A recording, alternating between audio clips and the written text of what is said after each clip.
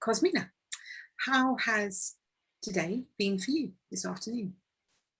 Well, it was definitely very interesting, and it was very interesting to be able to put together various points of view from practical, moral, and so on, and also to get great input, and the questions were also very exciting.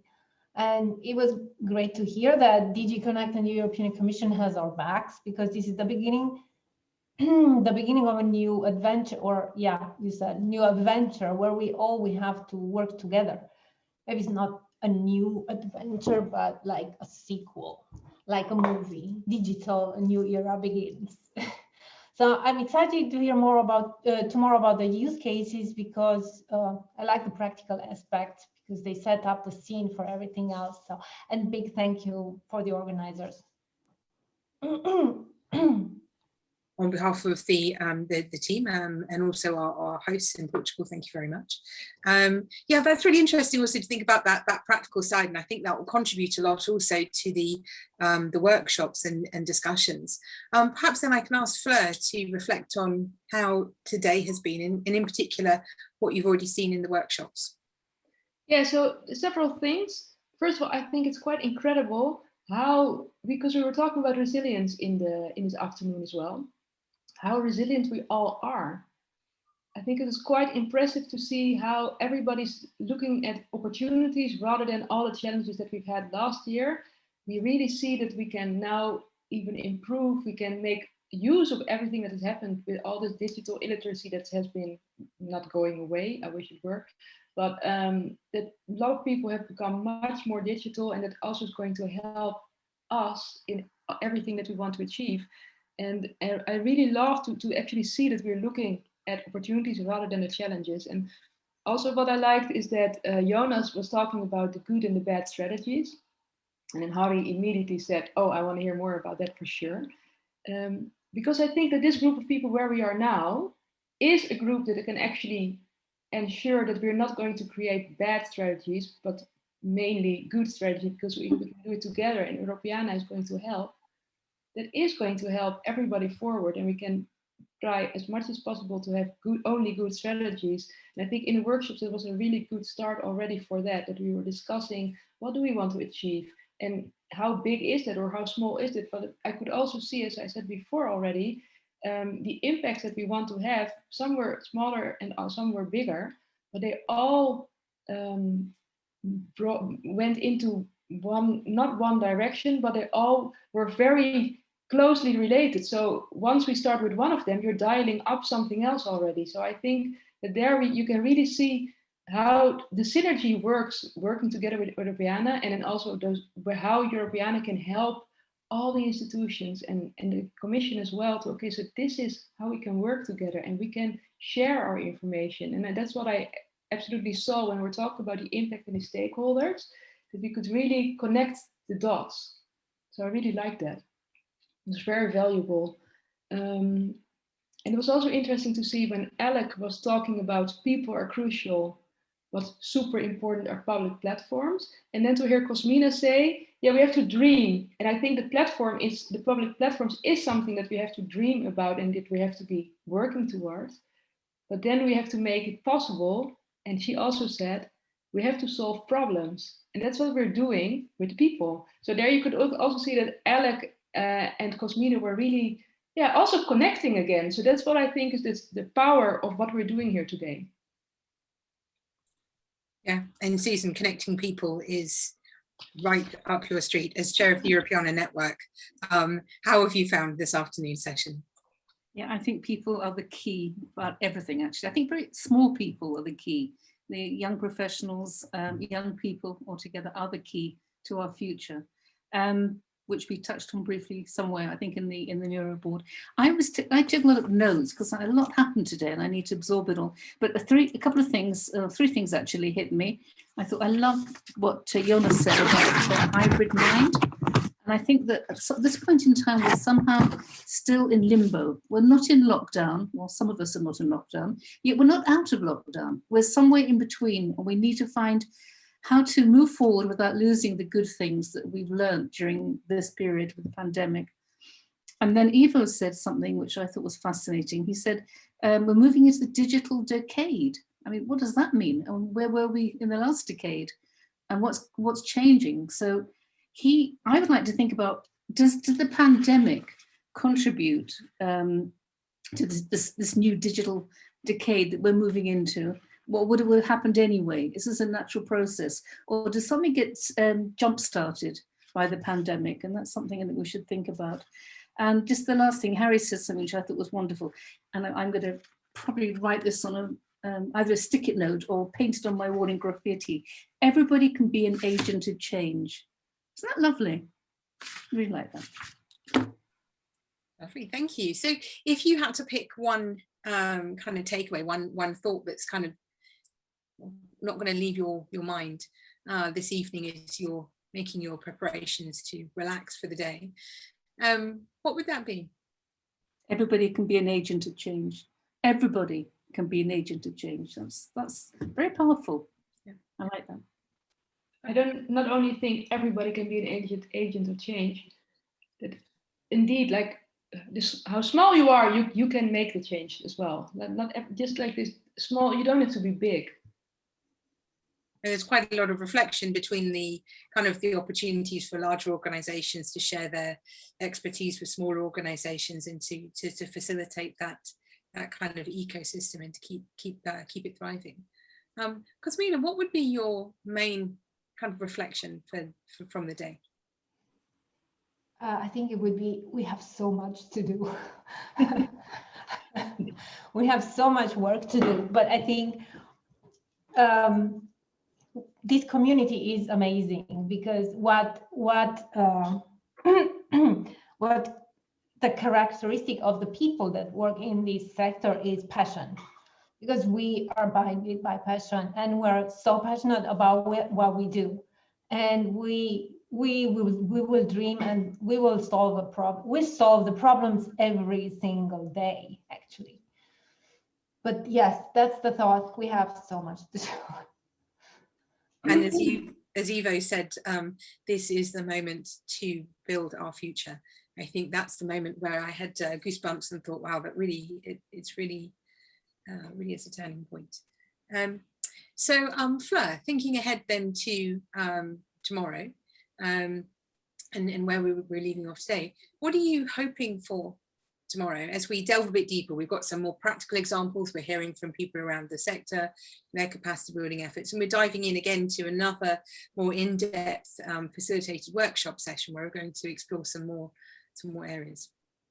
So what I hope for tomorrow is that once we've heard everybody and we've been also in the workshops working, that everybody walks out tomorrow afternoon thinking, okay, I'm going to be the change, I'm going to do this. And I know what to tell the people around me to guide them, to inspire them to start right now. And I hope that people really know to put it into practice. So not only talk about, oh, what should we be doing, but really have like, okay, so this is what we're going to do. That's what I hope for, that people really have some insights that they can use immediately. Thank you. And the same question to Susan. What do you hope for tomorrow? I'm just sorry, thinking what Fleur just said, and reflecting back on the storytelling task force that was just finished and the outcome of that and taking away something. One of the most powerful tools that came out of that were the 7 tips. I don't know if it's not really been published yet. It's not really received much kind of stage. It's not been seen by too many people. But the idea of bringing down these processes into 7 easy stages or 4 easy comments is something that will help us think about these very complex projects, these problems, to bring it down to, well, you do A first and then you do B. When you finish that, and you move to C. So maybe these small chunks in an organized way will help us. So I'm just thinking what you were talking about, Fleur. Sorry, what was your question? Tomorrow. I'm looking forward to hearing the examples, the case studies. Really looking forward to that. Okay, thank you. And Kazmina? Yeah, like Fleur said, I want to learn from tomorrow. I want to learn from the case studies and get ideas and get inspiration on how to solve problems, because we have the same problems. We're organizing a a workshop for museums in June, the DDB. So I want to take ideas from the case study number 3, and we have our own newspaper portal in building. So again, case number 4. So it's just, for me, it's a learning day tomorrow. Well, it sounds like there's a lot to look forward to in the coming days. Okay, I would like to just thank you for sharing a few reflections with us on how the day has gone, and draw this reflection session to a close. So Fleur, could I pass to you? Yeah, sure. Thank you, Julia. I think that what we saw in the workshops is that there's really a wealth of information in all the heads of everybody, and it confirms what everybody was already saying, that we should really cooperate with each other and really have a lot of information sharing going on. But there will be tools are needed to be able to do that, but also to work together. And that's what I saw, because in all of the workshops or in all the groups, it was said, like, we have to share information. We have to give the right skills to our staff, but also to the people in the different organizations. And I think there's a big thing to do there, but that here I already saw, like, it's so meaningful to do that because everybody has so much information in his own brain. So let's share it with the rest. I think that came really clearly out of that. If we have the adequate equipment and we can take away that gap between what everybody knows for himself or herself, and we put it all together in the group, that this is going to be not an easy ride, but we're going to definitely make it.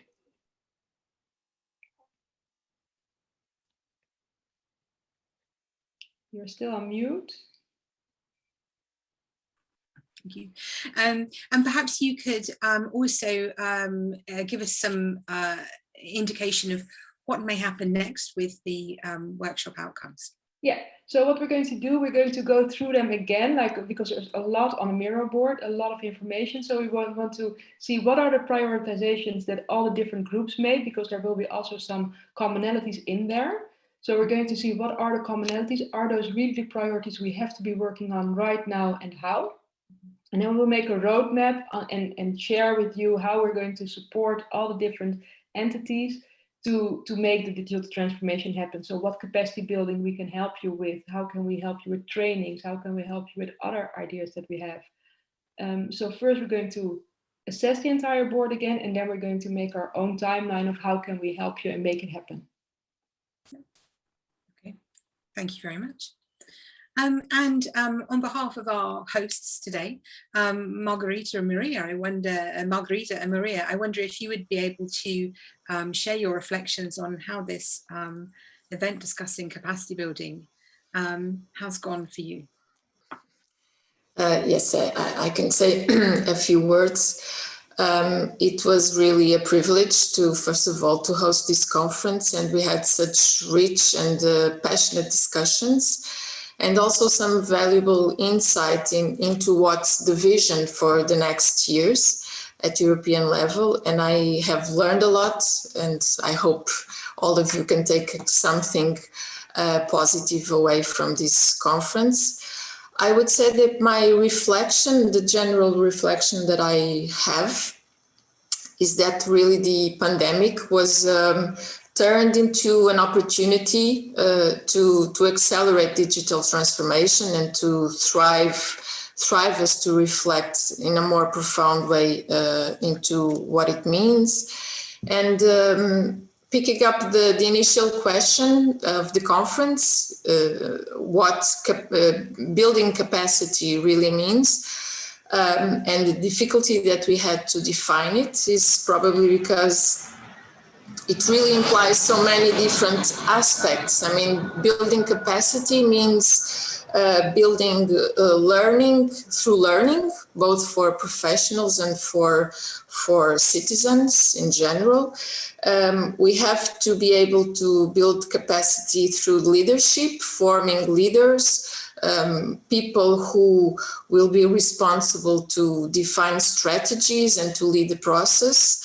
It also means funding, of course, and we have to make it successful, we have to be able to work all these aspects together in a way, in an articulate way. So I think it's really something of an ecosystem that we have to be able to move together, to move forward. So I think that's my first reflection on the theme of the conference. I mean, it really means different things, and we have to be able to push them all together forward. Thank you. Maria, would you like to share any further thoughts before I pass to Harry? Margaret already said most of it. The final word I would like to leave here is that we should, with this example of this event, we should underline as much as we can the importance of Europeana as a social platform for us to collaborate, and that all small and big efforts to join forces, be it for learning, be it for sharing content, should be helped from our institutions and public policy organizations. And I would like to see more of that in our country, underlining the importance of Europeana, because we don't want to invent another way of making digital cooperation in the cultural sector. We would like this to be feeded by all types of organizations. And my final words is that we should thank very much your organizations, and also I should thank very much Margarita, because she did all the work from our part. And plan for continuing these online events, because even if we prefer the real events with people with us, I think this we are now used to these online events, and for most of the things they are quite all right, and they make it easier, much easier for people to participate. That if it was not online, it would not be possible. So congratulations to Europeana for the organization, and thank you for everything. It's wonderful. Thank you, Maria.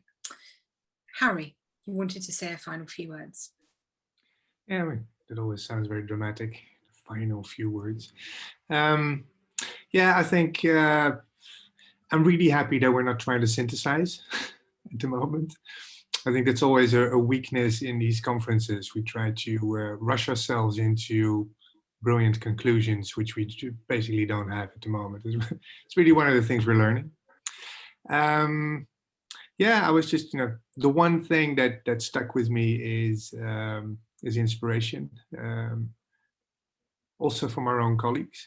One of our colleagues who facilitated the session mentioned somewhere, you must know that we of course have a back channel in Slack that we chat on, and she said, it reminded me why I'm passionate about this job. Almost forgot in the past year, and I thought that was brilliant. And I'm so happy that we're able to do this, thanks to the great cooperations with the National Library. Yeah, I think that's what it left me with. I'm really inspired. I'm grateful that we're able to continue doing this. Where else do we have an event where we have the Minister of Culture saying some really wonderful and inspiring things, and we're able to work together through this, for me also a new tool, Miro, and so forth. I think that was really brilliant. So I just want to say that I'm really thankful to everyone, including my own team, and of course the National Library and everyone else who's here. Let's continue this. Excellent, thank you, Harry. And yeah, I would share that reflection. I've really loved seeing the participation from our invited guests, but also from my colleagues at the foundation. It's a fantastic opportunity that digital provides us in being able to reach new audiences, but also to share this experience with my colleagues who I know are very, very keen to keep connected with the people and the professionals who work across the sector in all sorts of different ways. I'm very happy that you mentioned that example just there. And I think actually my own impressions of the event have been are similarly engaging and inspiring. That some of the wrap-ups we had yesterday about thinking of ourselves as agents of change, and now being the time to rebuild and recover and to rejuvenate. Gives us that sense that there is so much to do. But one of the things that we know that we've made progress on in the last 10 years is we're really good at taking those steps that we need to together with the sector. And it's not something we do alone in the foundation. We do it with representatives from the member states, representatives from the network association, from the sector, and through the aggregator forum. So it really is a collaborative activity. In my final words, I'd just like to tell you what you can expect from us in the follow-up. Next week, you'll have an email from my colleagues with that all-important post-event survey. We'll share with you the links and the information that has come out of these events. And we'll share with you the videos as well. You may have some questions about that. You'll also be able to ask those of my colleagues. We'll work on how to synthesize this. As I said, I think we need to take that internally and talk a little bit more, look at those Miro boards, talk a little bit more with some of you before we can get back to you with that. Then let me just say the next time I will see you will be in Slovenia, or virtually through Slovenia, as the next presidency. As with Harry, I'd like to thank you all for joining and sticking with us. Also to the team at Europeana. It's a brilliant team to work with. It's been a fantastic experience once again, and it's great to have brought in more of you. So thank you again for being there in support. You may not be always so visible, but you are extremely appreciated. So thank you very much. And as Margarita said, and as you've heard so many people say, we know that digital transformation and capacity building means so many different things to so many different people. I wish you a very good and restful, inspiring afternoon and a fine weekend.